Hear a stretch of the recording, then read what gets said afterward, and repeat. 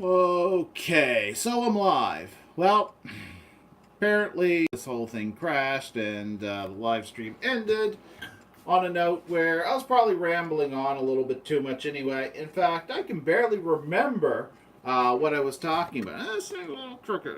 No, is that better? Is that better? I don't know. It's always a little screwed up. So actually, I don't even remember what I was saying. I guess it wasn't that important. Basically, at games don't really seem to care about their customers, blah, blah, blah, whatever.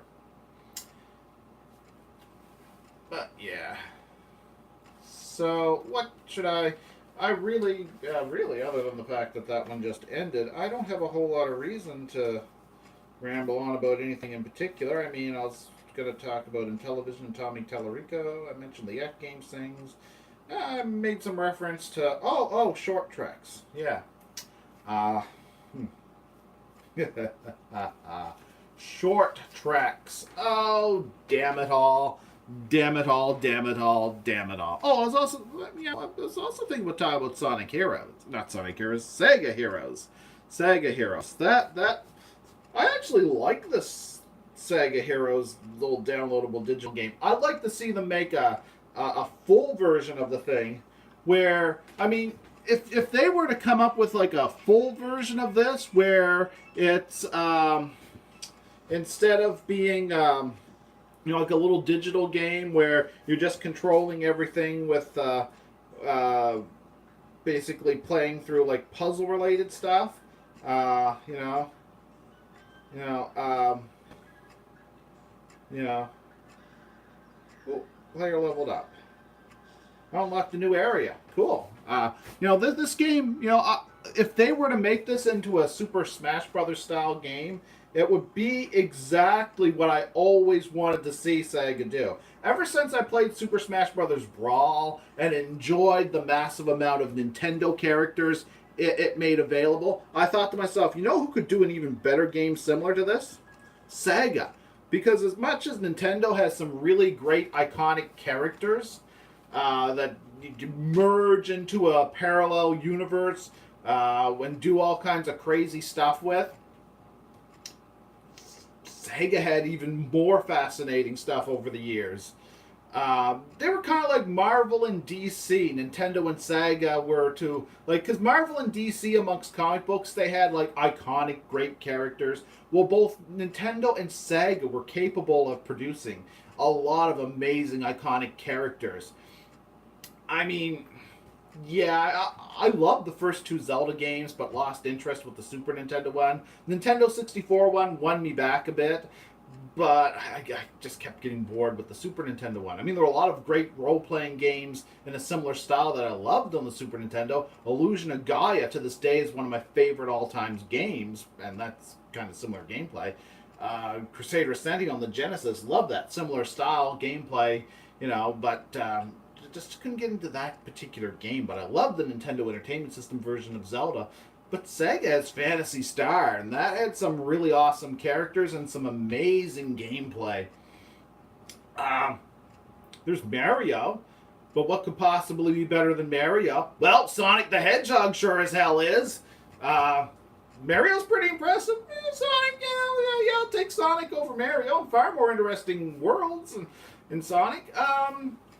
Phantasy Star, Sonic, anybody remotely comparable? I mean, Star Fox kind of iconic. I've originally found Star Fox on the Nintendo 64 to be pretty boring. Like, Nintendo's flagship titles were not what got me into the Super Nintendo. It was stuff like Strike Gunner, which was a space shooter style game, but that could be played like two players simultaneously. And I remember that was something I really loved early on the Super Nintendo. Illusion of Gaia, loved that. Chrono Trigger, absolutely loved that. But at that point, I was already a Super Nintendo fan. But, I loved Super Mario World too. It was just so awesomely playable, But Donkey Kong Country, I found Donkey Kong Country played like crippled Sonic the Hedgehog. You could roll into your enemies, you could jump at your enemies, but it was all kinds of slow and awkward, and the controls felt stiff and uninteresting. I couldn't get into that one, even though I really wanted to. In fact, I kind of liked how the kind of meta-fictional kind of world they were portraying in Donkey Kong Country really played with the Nintendo multiverse in an interesting way. Like Cranky Kong doing these allusions to battling Mario in the past. But I just couldn't get into that one. But around that time, Super Mario RPG was awesome though. That one was awesome. But Sega, I mean, it'd be hard to picture like Echo the Dolphin in a Smash Brothers game, but Echo the Dolphin was such an awesome game, especially the first two, especially the first one. I mean, just the way it played out. I mean, like even if it's not Echo the Dolphin, would be awkward to have as like a character in a game like Sega Heroes or Super Smash Brothers. You know, have some sort of assist ability. You know, you can't have like a multi-character Sega game and just forget about Echo the Dolphin. Echo was just too awesome. Vector Man. Did Mega Man look a bit cooler than Vector Man? Hell yeah, Mega Man was awesome, cool, especially Mega Man X. But Vector Man was pretty damn cool himself and had like probably the best gameplay of that style of game possible. And Vector Man, that's just pure Sega goodness. You know, interesting characters from role-playing games. Yeah, I know, I've already mentioned Phantasy Star. Then there's Shining Force, like an awesome strategy role-playing game. You know, sticking Shining Force characters. Alex Kidd, you know, kind of forgotten about, kind of remembered for being treated like a mascot when the mascot actually was Opa Opa, but, you know, he's kind of Sega's old pre-Sonic the Hedgehog mascot, you know. Bayonetta's kind of a Sega character, you know. Bayonetta, that's an awesome character. The characters from Jet Set Radio Future, Jet Grind Radio, or whichever title you want to give the series, you know. Those games, awesome stuff, awesome characters, just fucking wonderful. They keep reminding us about Super Monkey Ball, which was a really fun game. The lore of the game not quite as interesting as Jet Set Radio or Sonic the Hedgehog, but still pretty cool to see those characters in a game, and they're in Sega Heroes, and it would be yeah, you could somehow stick them into a Super Smash Bros. Basically, what I'm saying is I'd like to see a more fleshed out, more 3D playing, consoleized version of Sega Heroes, where instead of mixing and moving around gems to control which character fights which way, just a more traditional gameplay version of what's being presented in Sega Heroes, like a multi-universe a merging of multi-Sega universes while some sort of character is manipulating and copying characters. Work that into a more detailed plot and, you know, but have the same basic plot and turn it into a console game. That'd be fucking awesome. You know, Sega Heroes is a great idea, and if you compare what Nintendo did with Super Smash Bros. Brawl, Sega could easily come up with something that would be competition for Super Smash Bros. Brawl, especially the Subspace Emissary story, could easily come. Make the Dark Force from the Phantasy Star games one of the main antagonists, you know. Stick Robotnik in there somewhere. I know, Eggman, whatever. Dr. Ivo Robotnik, the Eggman, who's technically human, but he's fat and round, so he just kind of owned the insult Eggman. You know, whatever, you know, Shadow the Hedgehog, Knuckles the Echidna, all those characters, Amy Rose. Game with all those, you know, I'm going back to Sonic the Hedgehog characters, but yeah. The starship from Zaxxon, the enemy robot from Zaxxon. Zaxxon was fucking awesome. Yeah, stick Zaxxon in there somehow. Some reference to global defense. I'm pretty sure Sega themselves made that. Alien Syndrome. You know, awesome. The characters from Alien Syndrome running around with their, I don't know, laser charged plasma pulse weapons, whatever. You know, Alien Syndrome. You know, that was awesome. The Space Harrier. You gotta have the Space Harrier in there somewhere. You know, characters from Phantasy Star, especially Phantasy Star 4, because it was just so awesomely perfect, you know, because it's the greatest work humanity has ever achieved. Phantasy Star 4 stuff should be in there. You know, and a hint of Phantasy Star Online, Phantasy Star 1 and 2 as well. Maybe even a reference to 3, you know. Why not? You know, what Sega could do with Sega Heroes, just bumping it up into a console game, something that would be kind of similar to Super Smash Brothers, especially if it's focused on like Super Smash Brothers Brawl, the Subspace Emissary, something similar to that, you know, based around the same concept presented in the Sega Heroes game. That'd be awesome. That'd be just awesome. And Shinobi. Did I mention Golden Axe? I know I mentioned Phantasy Star, but really Phantasy Star should be mentioned again. But, you know, Shinobi, Golden Axe, Phantasy Star, um, Streets of Rage, Phantasy Star, Vector Man, Phantasy Star. I mean, so much awesome intellectual property they could access.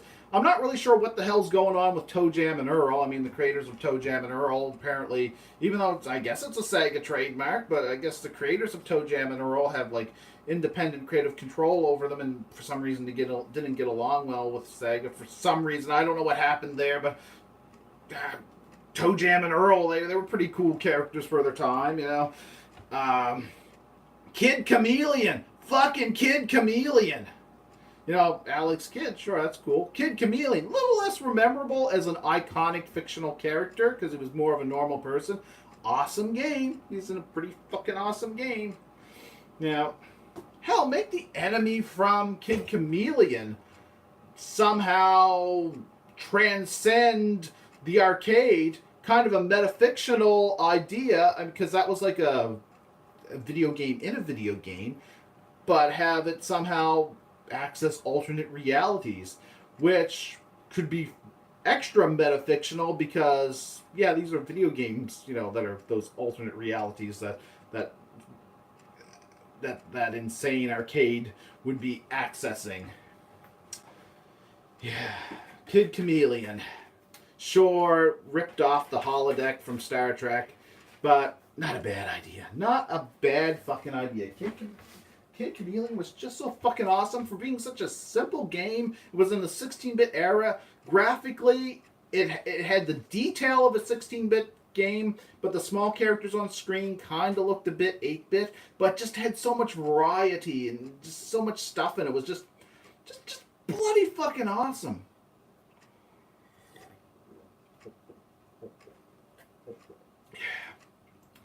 The intellectual property Sega could access if they made a Super Smash Brothers style game with those characters, it really a little bit different would be better. You know, that'd be just so perfect. And I know there's characters and things that I'm probably forgetting about that. If I were to look at what I said, I'd be like, you know, you just forgot this. I was like, oh, that was so perfect. You know, I don't know. There was just so much stuff Sega did, especially in the 8-bit and 16-bit era. But oh, what Knights? How can I forget Knights? When you go past the 16-bit era, you go to the Sega Saturn, you have Knights. And I just want to keep saying Knights over and over again. But yeah, the Saturn had other stuff. I mean, that's around the time Virtual Fighter came out. And might not be the most iconic game ever, but, you know, there were some interesting characters there. Fighting Vipers, I'm pretty sure, yeah. I'm trying to think if Sega did a partnership with anybody that... Because sometimes, like, some certain intellectual property has, like, kind of like co-ownership, you know? It's hard to say what... Oh, but, yeah, the Saturn era, you know, there's a lot of freaky stuff they did at that time. The Panzer Dragoon stuff.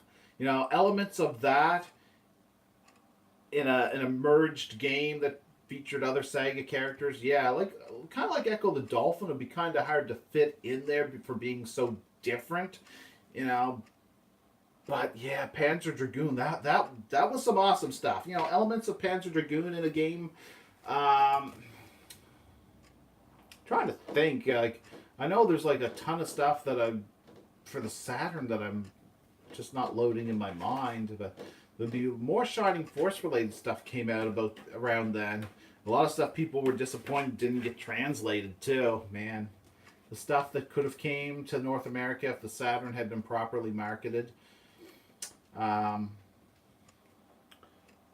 cat. There's a little cat walking around here. But yeah, then you get to the Dreamcast stuff, like I mentioned, Jet Grind Radio or Jet Set Radio. I mean, the Daytona USA and Sega Rally 2002, like games like that would be hard to. You could mix in elements from them, but yeah. Excuse me. Yeah, I mean there was a lot of amazing Sega stuff that if they just did something kind of like Super Smash Brothers that was a merging of so many different characters and so much stuff, I think that they could have a really impressive game. That's kind of like what this little mobile game is, except you're kind of controlling your characters by moving around gems and making combinations, and they fight and attack their opponents based on that. But the plot line could be usable for an entirely different sort of gameplay, and I think that could make for an amazing game, which at this point in history, Sega has lost a lot of its steam, but it's definitely they could pull off something of equal quality, if not better, than Super Smash Brothers. And that's saying a lot because Super Smash Brothers, I'm not a big fan of the first one on the Nintendo Entertainment System. And the one on the Wii U, as much as I love the Wii U and I love that they added Mega Man to it, there's just something about that one that felt like it's kind of like a throwaway afterthought. Like it was harder to get into that one. It just didn't feel exciting and fun. But the like adventure mode and Melee and all the little trophies you can collect and the interesting descriptions they had in Melee and Brawl, like that was interesting. The Subspace Emissary was just perfectly awesome in Super Smash Bros. Brawl. With the GameCube and original Wii Smash Brothers games were really great. What's one of the cats doing? Oh, I thought she was picking at something, but she wasn't. That's good. And even the Wii U one was like pretty good, and I was like so happy they added Mega Man to it. I thought that was awesome. But something about the Wii U one, I can't explain it, but everything from the menus and the type of different ways of playing it compared to the previous versions was it just felt used up and not fun. It just felt like an afterthought. And then when you read the description of the characters, like in Melee and Brawl, when you unlock, like the character trophies that you can look at and read the information on, it felt like you were unlocking a little piece of the Nintendo multiverse. But in the Wii U game, as well as technically the 3DS game, I found when you read the information on the trophies, it kind of felt like you were reading a description of the characters put in a catalog by somebody who had no interest in the characters or the worlds in which they were originally portrayed from. And there's just something about the Wii U version that turned me off. The whole thing felt used up. And I also wasn't too big on the Nintendo 64 version. I didn't find it very fun. And although there was a variety of characters, it was just enough that the Nintendo 64 version of Smash Brothers, I have it. I'll play it as a novelty, but really, if it wasn't for the later games in the series to make me interested in it as a curiosity, the first one for the Nintendo 64 to me feels like a prototype that just never was finished. It just doesn't do much for me. But Super Smash Bros. Brawl and Melee, I think they're great games, and if Sega tried to do something similar with their own intellectual property, that could be great. And since now that they're a multi-console system, they could see if they could borrow Mario for a Nintendo Switch version, and maybe Master Chief for an Xbox version of the game, and I don't know, somebody that Sony owns for a PlayStation version of the game, maybe Kratos from God of War for the PlayStation version of the game. That'd be interesting. Who actually owns Ape Escape? Yeah, Super Monkey Ball versus Ape Escape. That's a thought. I'm not sure if that's actually Sony owned or if it's Konami. Yeah, I'm not sure. Must be Konami, I think. Might be Sony. Not sure. Not sure who owns Ape Escape. That's a thought. Super Monkey Ball versus Ape Escape. But yeah, what could be done with that concept? Oh, notification. Oh, all right. Looks like an interesting video from Secular Talk has just been uploaded. So everybody should go check out Secular Talk after they watch this. Yes, keep watching and watching and watching and watching. But yeah, I mean, this is pretty cool. Like I mean, right here, there's not a whole lot to see going on, and I'm not going to load up a game because I'm doing something else at the moment, apparently. But yeah, Saga Heroes. Uh, I think that's a great little game, and I strongly recommend it. And if you like, it's kind of like a puzzle game, but there's like kind of like strategy fighting going on at the same time. The puzzle combinations that you mix can affect how strongly a character attacks, what abilities they build up, and all around it's pretty impressive. All right, so what else was I talking about? Let's see. Oh yeah, shit treks. I mean short treks. Um, yeah. So the last short trek, which as far as I know was the only short trek they released, but I haven't been keeping track. I could have missed one. In fact, the first time I watched the previous one, I fell asleep. And compared to the online reviews, I think I got the best experience of anybody who watched it. In fact, that so far that seems to work the best. Apparently, in this next one, some character that we haven't met before finds themselves in the future, 1,000 years in the future. By the title, I don't think they're from 1,000 years in the future either. If they are from 1,000 years in the future originally, then the way the preview went, I think, was a little misleading because I get the impression that they're trapped 1,000 years in the future. But this person is stuck on a ship anyway with HAL 9000's sister. Um, if you don't remember HAL 9000, that was the computer from 2001 A Space Odyssey that was forced to do something contrary to its programming and it went all psychotic. Isn't that what happened? Damn it, it's been a long time since I saw the 2001 A Space Odyssey. I remember it was pretty cool, pretty thoughtful. Got absurdly esoteric at the end, though. I remember when the guy's like, "You cannot get back into the spaceship.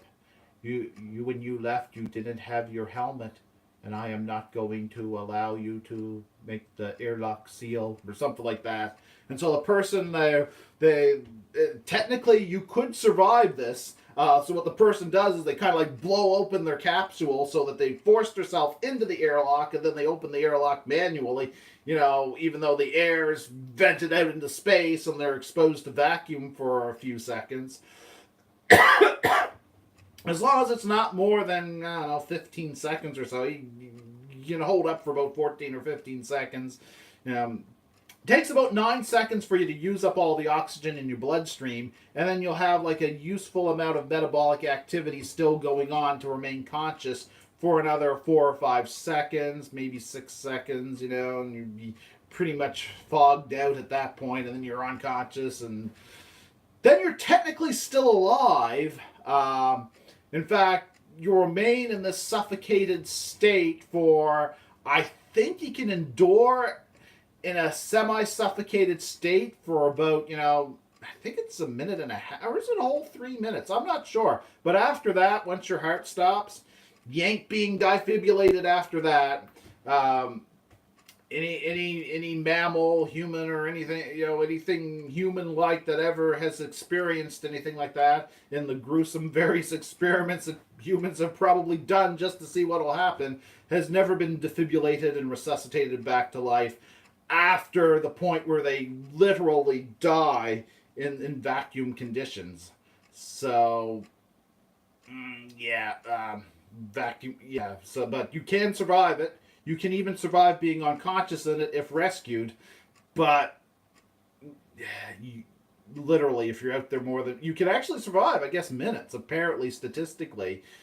But once your heart stops, it's not something that the defibrillator is going to bring you back from because it is absurdly harsh on your corpse to endure that.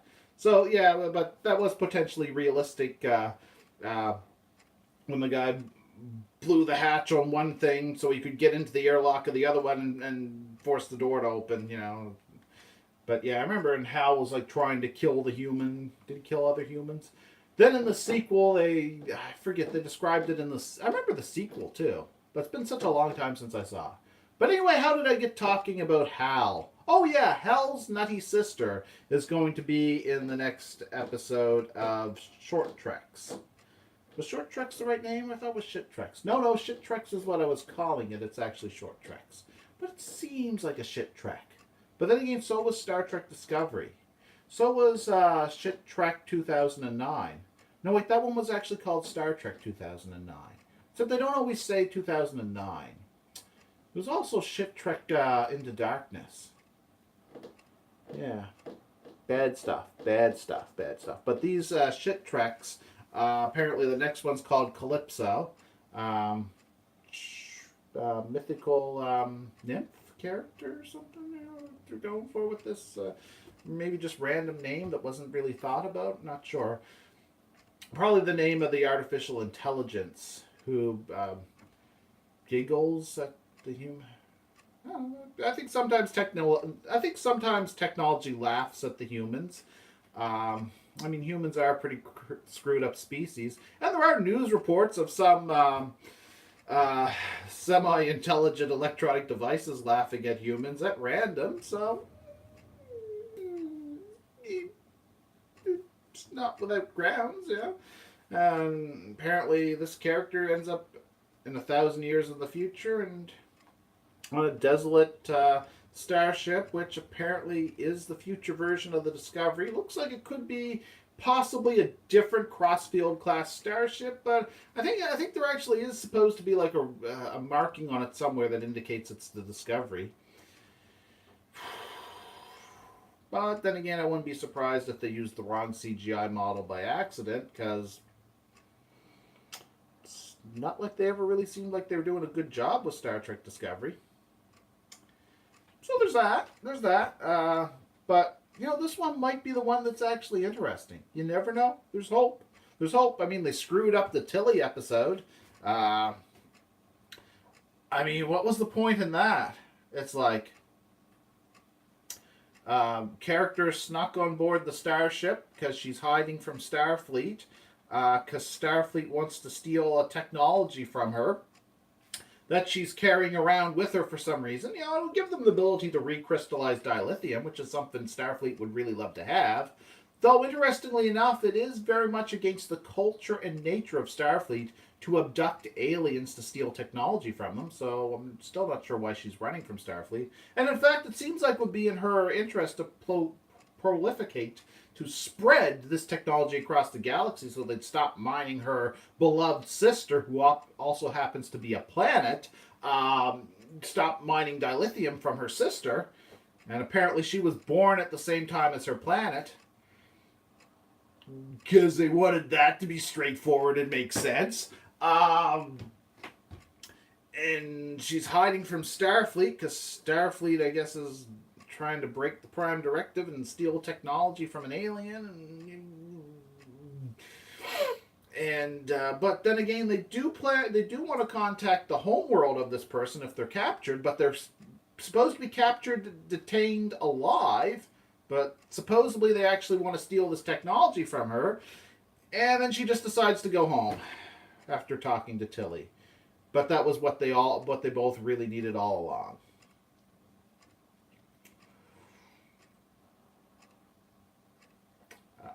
Yeah.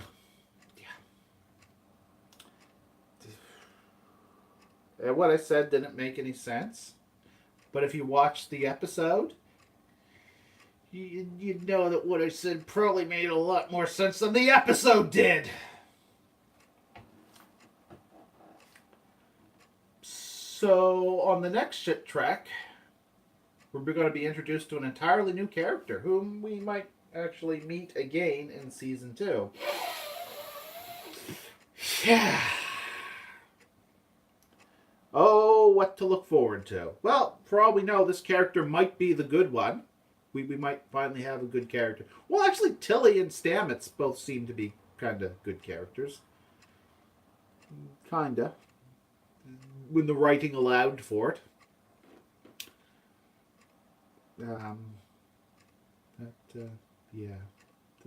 This next episode's probably gonna suck. It's probably gonna suck. Now, granted, I'm not really a fan of Star Trek Discovery, nor is most Star Trek fans.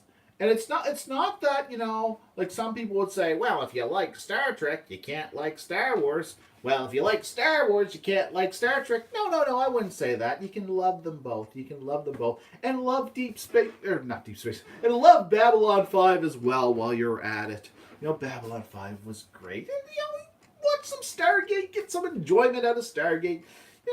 Give it all a chance. I kind of hate Battlestar Galactica, but that's just Battlestar Galactica. The new one was just crummy and crappy with characters I just absolutely despised, and then the old one was so corny it was painful. Very, very different reasons for hating both versions.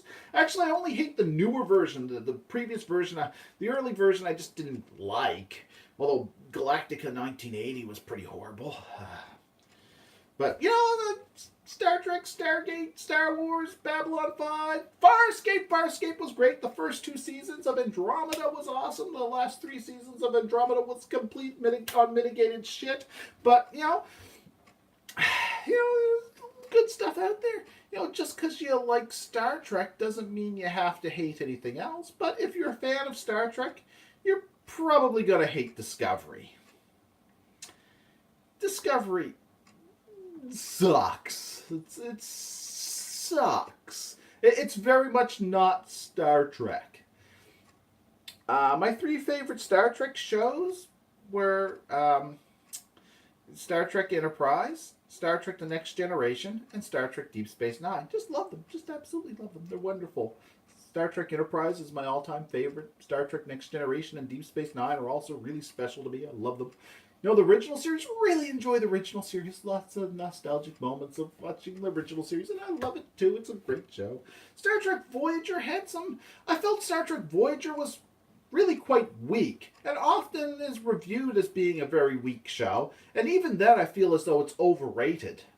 Even calling it a weak show still makes it feel like it's being overrated a bit. But that said, it wasn't horrible. It was just really weak. When you compared it to the other Star Trek shows, it wasn't as good as Deep Space Nine or Enterprise or Next Generation or the original series. And I used to kind of dislike it I wouldn't say dislike it, because it had some really great episodes. But on average, it was just weak compared to the other Star Trek shows. And I used to hold that against it. But after seeing the J.J. Abrams movies and Star Trek Discovery, I now realize how bad something using the Star Trek name could be.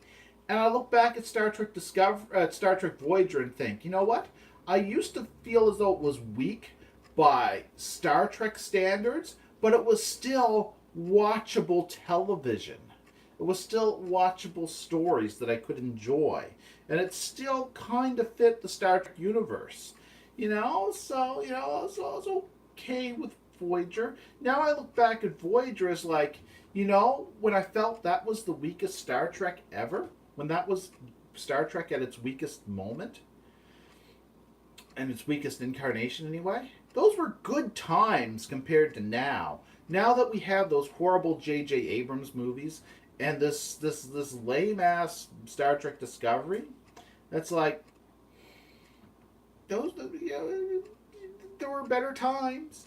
There were better times to be a bad Star Trek, Bad Star Trek used to be so much better than this. And at least Voyager had some really good moments. In fact, I saw a comparison. I saw somebody say the worst episode of Star Trek ever was the episode of Voyager, Threshold, which was a pretty screwed up episode, I gotta say. Threshold was a bit fucked in the head, but despite its flaws, I still felt like it was a better story with better character moments than what you get from Star Trek Discovery. And it did have a great moment in it for all its crappiness. And the same thing could be said about Star Trek V. Star Trek V was pretty screwed up, but it had some great character moments, especially between Kirk, Spock, and McCoy. And with the Voyager episode Threshold, I still remember Tom Paris talking about reading old comics. And then when he thought he was going to die and the treatment was radioactive or something along that lines, was like a line of him talking about picturing this tombstone as saying something about beloved radioactive mutant or something like that. Tom Paris. Here lies Tom Paris, beloved radioactive mutant, or something along that lines. And I remember just finding the attitude funny. He was upset and distressed and joking about what was happening to him. And it actually came off as kind of charming at that moment. I actually kind of enjoyed that moment. That moment in a really crappy episode. But I gotta say, as crappy as that episode got with the weird usage of the Warp 10 concept and the mutating into salamander monsters and all that weirdness, despite all that, it was a lot less painful to watch than trying to care about what's being presented to you in Star Trek Discovery.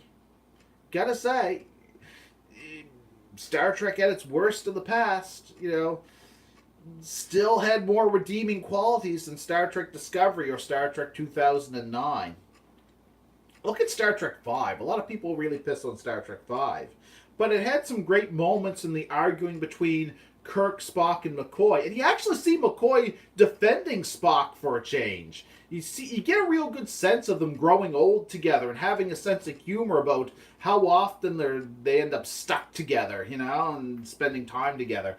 And despite all the really crummy, screwed up things about the story, there's one moment in it which I thought defined some of Kirk's best qualities, or perhaps his best quality. There was this moment where somebody offered to take away his pain. I'm just like, it must be the neighbors, something bumping their car door over there. I hear the bumping noise again. There was this great moment in Star Trek V where it's offered to Kirk to have his pain taken away from him. And I absolutely love this moment where he's offended at the thought of it because his pain is part of him, makes him who he is. It's part of his life. And he's like offended at the thought of this person just erasing his pain. And I thought, one, that's relatable because, a lot of people are like, oh, pain's so horrible. And it is. But especially like emotional pain, you get upset for reasons, And it was just like this awesome moment where he is offended at the thought of this guy taking away his pain. I don't want you to take away my pain. I need my pain. He's getting a bit upset and even angry at the thought of it, It offended. And I just loved that moment. It was in a movie that was so very screwed up. It was such a very Star Trek moment to just have somebody pondering something like that and reacting like in such a positive, life-affirming way. To me, as bad as Star Trek V was, that moment is probably one of the best moments in Star Trek for the thought and emotion behind it. Because that was the thing about Star Trek. It would get as weird as it could get and try to remain realistic within its own parameters. It would try to get really, really weird. But it would always be thoughtful and usually twisting my words here. Life-affirming. And that was just such an amazing moment. When I saw that, I had watched a lot of other television. And it kind of like, I thought it was kind of like a relatable attitude to have about emotions and upset and suffering. That, it's kind of important. And it was just something that wasn't portrayed in a lot of media, because a lot of media portrays its characters as weak-minded individuals that are almost like afraid of their own emotions. But here Kirk was getting upset at the thought of somebody removing his pain because it's part of his life and it's part of what makes him who he is. It was just so perfectly Star Trek, and one of the things that made Star Trek so fucking special. And do we have anything at all in Star Trek Discovery like that? Well, it's only been one season, but Star Trek Discovery just comes off as the complete opposite of that. You have a character that starts a war accidentally, trying to prevent a war, doing something that should have caused a war in the first place because she's afraid her friends will die in war. It didn't make sense. It was nuts. Like right from the start, it was like a convoluted bullshit nonsense. And as much as they tried to portray the character Michael Brennan, whom they focused on every single second they possibly could, as much as they tried super hard to create some sort of drama for her, it came off as idiotic because it was idiotic. Everything she did was like counterproductive nonsense and bad. It was just straight up bad. This was not good storytelling, and it made the characters unlikable. And they were written unlikable. And it looked like they were trying to make the characters likable, make it look like there was some sort of thought and drama and something going on with them, but they just came off too stupid to like, especially the main protagonist that we spend the most time watching. I cannot find anything that has the spirit or attitude of Star Trek in it in Star Trek Discovery. There's like little hints, little tiny hints of them trying to emulate Star Trek, but it's in superficial ways. And in the most superficial way, the visual appearance of the show, they deviated from Star Trek as much as they could. It looks more like a horror movie than Star Trek when you look at like the starships and the dark yet kind of shiny, crappy look of everything. And the ship looks like something that Star Wars vomited up that just happens to be kind of in the shape of a Star Trek starship. Not good Star Trek. So, Star Trek Discovery was not made for Star Trek fans. In fact, if you like Star Trek, you probably aren't going to like Star Trek Discovery. Just because the things that generally make Star Trek special, they do the opposite in Discovery. And one of the things about Star Trek I liked was, as much as people would piss and whine about Star Trek Enterprise being a prequel, it did an impressive job of being consistent. It just depends on... I mean, some people got upset because, like, the Suliban had a cloaking device. Really? Nobody could have had any sort of visual stealth technology before the Romulans? I mean, Kirk's... it didn't actually contradict any line in the episode with the Romulans. I mean, to me, like, the stuff that people had problems with in Enterprise was absurd. I mean, Enterprise had some problematic episodes. Dear Doctor was the first one that comes to mind. But it was like an amazing show, which personally I was very glad to finally get a canonical look at the early days of Starfleet. Like, if they released a novel about that time period, I'd be very interested. But then I'd be disappointed because the novels are kind of like beta canon. In fact, at the time, the TV shows and movies almost made special effort to contradict the beta canon. I mean, look at the date of Star Trek First Contact. The encyclopedias, guides, and novels all had predicted a date for Star Trek for First Contact, or at least they predicted a year. Then they make a movie, and they change the year by about 3 years. So they aimed for the basic ballpark that everybody was guessing based on past information in Star Trek shows. All the beta canon agreed on this one date. Then when they go to make the movie Star Trek First Contact, and they decide to come up with an alpha canon date for humanity developing warp drive, they change it only by 3 years, but it's enough to contradict all those novels. I mean, all they had to do was say, well, you know what? All the novels and all the guidebooks, the Star Trek timelines, and all that stuff has predicted this specific date. We could go with that date. Like, yeah, let's just contradict that, and we'll just go with an entirely different date. I mean, they could have chosen not to contradict the beta canon, and that kind of bugged me. Every time there's like a minor contradiction, it kind of bugged me, but I'm capable of rationalizing how things could work out. Star Trek Discovery doesn't afford you that luxury. Star Trek Discovery is like, well, we're saying we're right here and now in the timeline, just 10 years before this, and, about a century after that, but we're going to make sure that everything about the galaxy is not going to fit what's supposed to happen 10 years later. 10 years for everything to change. It's like, no. Star Trek Discovery, shits and pisses on the Star Trek timeline on a regular basis. I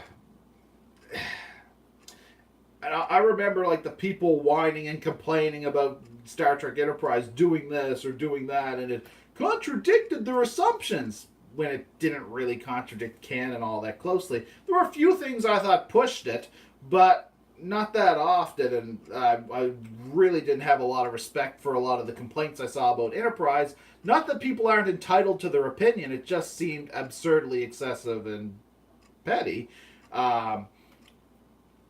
But when Discovery came along, it's like, holy fuck, this is hard. This is they're making sure that it's going to be nearly impossible to rationalize Star Trek Discovery and the original timeline. Like, Star Trek Discovery doesn't really seem to fit in as anything that took place between Star Trek Enterprise and Star Trek the original series, let alone a show that takes place after The Cage by about 2 years, but predates, everything else Star Trek the original series by about a decade. It's like, just doesn't work. In fact, it doesn't even seem to fit the Star Trek universe. It wouldn't even fit the Star Wars universe, Though, there are ways you could kind of rationalize Star Trek Discovery. It's a parallel universe. It's a parallel universe, part of a multiverse that is connected by the weird spores that exist only in that universe, and that the universe we've previously been seeing is a universe that doesn't have those spores, and the Klingons evolved different. Maybe somebody from the temporal Cold War, those aliens that didn't mind disguising themselves as Nazis, those weird fuckers, maybe they tampered with Klingon evolution in this timeline, because the Klingons look like a cross between what a Klingon should be and those motherfuckers. So, timeline's been altered, alternate timeline, just like the J.J. Abrams movies, just a different timeline. No redeeming, no reconnecting, just leave Star Trek Discovery as its own timeline. And that's the only way I can think of redeeming it with its supposed connections to Star Trek. But even then, it doesn't fit Star Trek because the writing quality is too low even for an alternate universe Star Trek story. Which is also how I feel about the J.J. Abrams movies, especially that first one, with all the absurd coincidences and just horrible decision making. And I'll put it this way. At the end of the J.J. Abrams movie, a character who was on the verge of flunking out of Starfleet Academy and was a cadet, not even the rank of ensign, gets promoted to captain of a big, powerful starship with photon torpedoes and phaser banks. Just giving the ship, go. You kick the bad guy's ass. Here's a starship. Go fuck off over that way in the Starship Enterprise. That's how it ended. That's how Star Trek 2009 ended. When they escaped the black hole by blowing up the warp drive and riding the antimatter explosion away from the black hole. When the warp drive couldn't move them away from the damn thing, yeah. Whatever. Yep.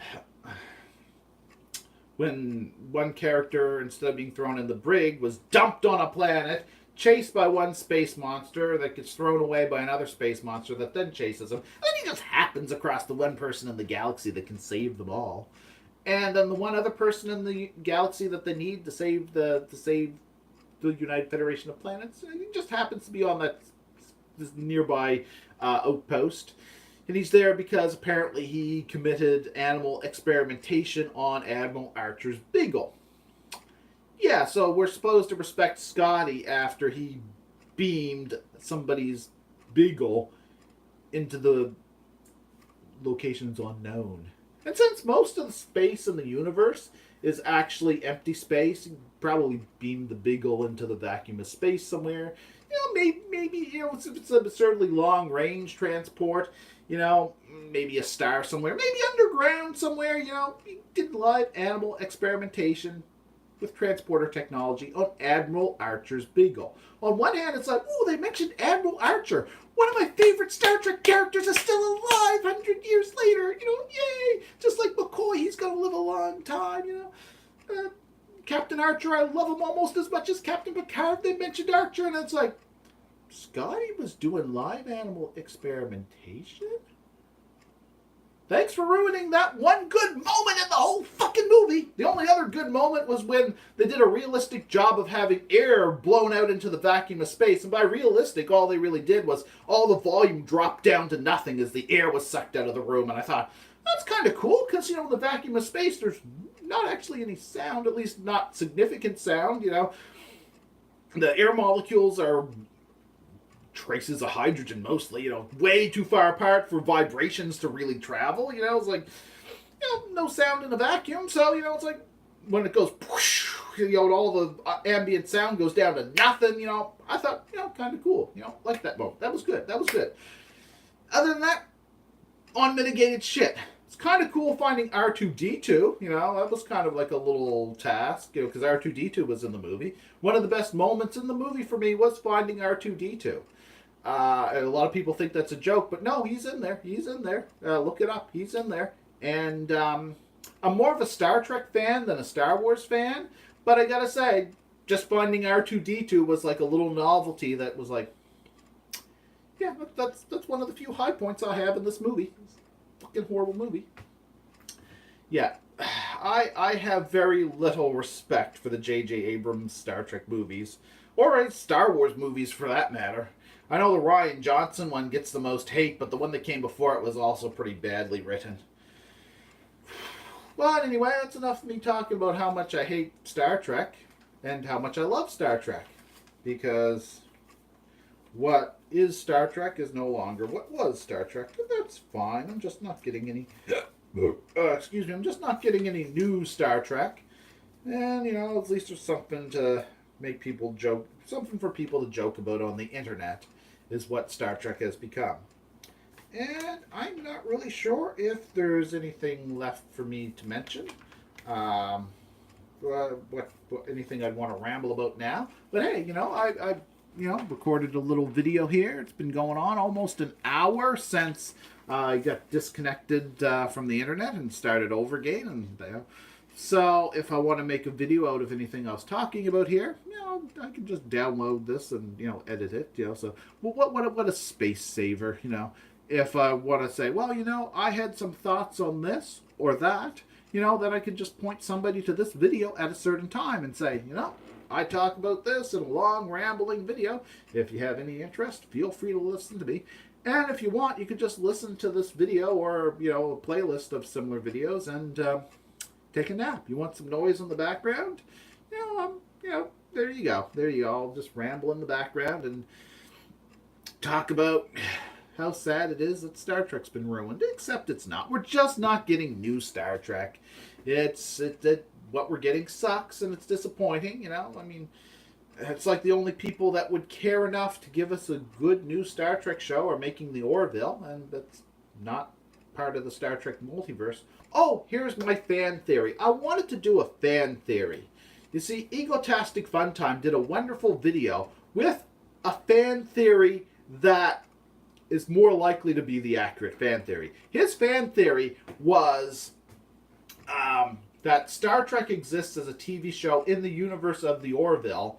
One thought was you don't want to have Star Wars and not Star Trek because that's just wrong. You end up with stuff like Star Trek Discovery in a universe like that, But also, like he referenced like episodes of Seinfeld that were featured in the Orville that they watched as television. Well, Seinfeld also referenced Star Trek movies at times, and it was like all these things that were just like 1 degree removed from talking about Star Trek. And I think his theory will eventually turn out to be correct, that Star Trek appears as fiction in the Orville universe. That said, I have a more fun theory that I wish would be the case, which they could do. This could be done. It will be done, but this could be done if they reference things vaguely. What do I think is better than Star Trek existing as a fictional show in the universe of the Orville? If somehow they reference parallel universes that have been discovered, and one or two of them kind of line up with something that sounds an awful lot like Star Trek. You know, somebody make a reference to starships with the the prefix USS, or make a reference to some sort of phased weapon technology. Something that distinctly sounds like Star Trek. And then they say, "You mean that other universe that was encountered by this ship?" And then somebody else says, "Well, also that other ship." And then somebody else say, "Oh yeah, well one of these ship, somebody else was a crewman on whatever ship, and they ended up in that universe for a little while too." Like some sort of little moment like that. To me, that would be even better than Star Trek showing up as a fictional show in the Orville, is if they treated it as a parallel universe. And they just made some sort of vague, non-committal, not really infringing on the copyright, but a reference that is like so very Star Trek sounding that they're basically treating Star Trek as a parallel universe. That's what I would like. That's my fan theory, that Star Trek is a parallel universe to the Orville. I think the egotastic fun time fan theory is more likely what'll, if any fan theory turns out to be true, I think that's the one that'll actually be true. And I like his videos, so go watch his stuff. Go watch some egotastic fun time, or better yet, keep watching my stuff. Yeah, it doesn't matter. Yeah, my channel's too small to get monetized anyway. So, watch me here on YouTube or DTube. If you're going to upvote me on DTube, that'd be a nice bonus. Or DLive. I haven't really uploaded as much stuff to DLive. I haven't been finding it as easy to upload stuff there. Something about the connection. In the past, it was easier to upload videos, but I had been focusing more on DTube than DLive. But, as things improve with DLive, I plan to upload more there. Because I kind of like DLive, but I also like DTube. BitChute's great. Yeah, I love me some BitChute. There's some other places out there. I have all kinds of articles talking about my videos on Steemit and Whale Shares, other great sites that I like playing around with. Keep watching me here on YouTube and whatever. But I also recommend checking out Egotastic Fun Time because I like some of his videos and so forth. So anyway, that's my thought. That's my thought. Is I have a counter fan theory to Egotastic Fun Time's fan theory about Star Trek existing in the Orville universe. My counter fan theory is Star Trek existing as a parallel universe. And that's my fan theory. And while I think his fan theory is the one that's most likely to be confirmed true, if they ever give dialogue to indicate which fan theory could be true or false, I think that would be the one. But that said, it would be, it would be really fun if it turned out both were true. If they made a reference to some TV show as having been considered fiction until they discovered it was actually true life in a parallel universe, that it was either an amazing coincidence or an act of almost like fortune telling or remote viewing that caused an amazing act of some work of fiction existing in a parallel universe, and then maybe reference like Star Trek and Babylon 5 and some other stuff like that, which would actually do both theories at the same time. You'd have Star Trek in the Orville universe and as a parallel universe. Just that the writers of Star Trek happen to be amazingly prophetic. That's an idea. Yeah, I like that theory. But anyway, I've rambled on enough. It's time for me to end this video. I think it is. I've talked about everything I should talk about. I really should go rest or whatever, and Go watch. Oh, I think Star Trek Enterprise is on television. I want to go watch Star Trek Enterprise. Good old Star Trek Enterprise. Yes, I have it on DVD. I have a Blu-ray of the first season. I have everything else. I have seasons 1 through 4 on DVD. I can watch it on Netflix. When I sit down to eat, sometimes I put it on Netflix. But when it's on television, when it's on the Space Channel, yes, damn it, I watch Star Trek Enterprise. I'm off to watch Star Trek. Star Trek Enterprise. I'm gonna go watch me some Star Trek. So it's time for me to end this video. Yeah. All right. Anyway, if anybody enjoyed this enough to watch it, that'd be cool. Sometimes there's some cool people out there on the internet that watch my stuff, and I really appreciate that. And then there's some people that just watch with a psychotic glare. They just stare and hate, and they're also out there too. So whoever you are, keep on watching. I like a few views. Actually, I don't normally get I get more views on places other than YouTube, actually. But anyway, that's enough of that. Time for me to end all this. Time for me to Star Trek off and go Star Trek the TV and go Star Trek myself and whatever. Yeah. Happy Halloween, which is still quite a few days away, but yeah, whatever. Mm. Oh. Yeah. I better end this. Yeah, alright. Yeah. Wow.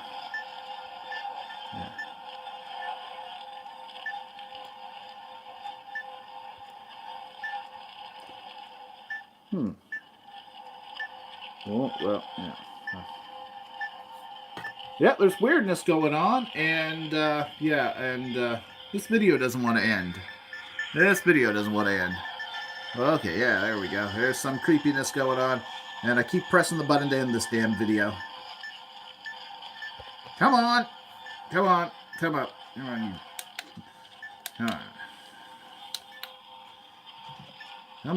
Oh, do you want to stop streaming? It finally came up. Yeah, alright.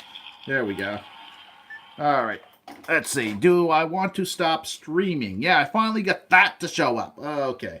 Do I want to stop streaming? Well, I kept pressing that damn X enough times, so that'll be a hint that I at very least want the menu to come up and possibly stop streaming.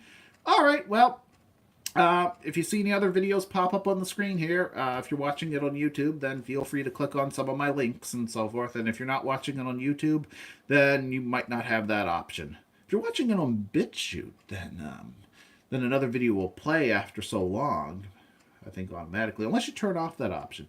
But anyway, yeah, other videos should pop up, and the option to subscribe, maybe the option to subscribe, or maybe I'll just put up some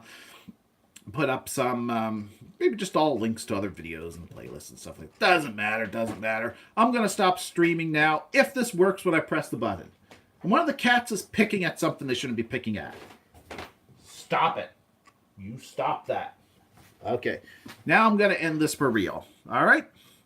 Any moment now. Any moment.